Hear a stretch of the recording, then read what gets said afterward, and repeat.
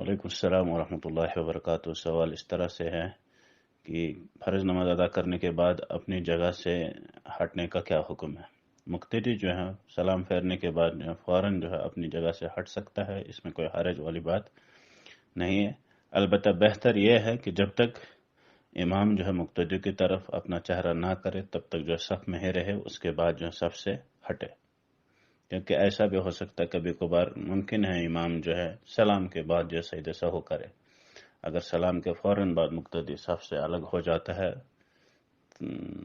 تو امام جو ہے سجدہ سہو کرے تو یہ ایک اچھا طریقہ نہیں، اس لیے بیٹھا رہے تب تک جب تک امام جو ہے اپنا چہرہ مقتدی کی طرف نہیں کرتے۔ اور بعض اہل علم نے یہاں تک کہا کہ مقتدی جو ہے تب تک صف میں ہی بیٹھا رہے یہاں تک کہ امام جو ہے استغفر اللہ 3 بار اور اللہم انت السلام و منک السلام تبارک یا ذی الجلال نہیں پڑھتا ہے۔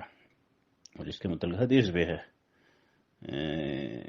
کہ رسول اللہ صلی اللہ علیہ وسلم جو ہے تب تک نہیں اٹھتے تھے لوٹتے تھے جب تک نہ اللہم انت السلام منک السلام تبارک یا ذی الجلال والاکرام پڑھا کرتے تھے۔ یہ صحیح مسلم کے اندر حدیث ہے۔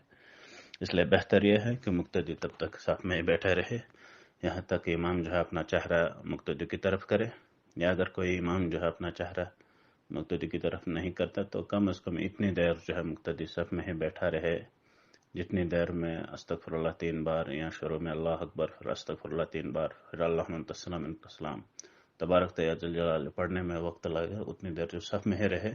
اس کے بعد اگر امام جو ہے مقتدی کی طرف اپنا چہرہ نہیں کرتا تو صف سے پھر الگ ہو سکتا ہے۔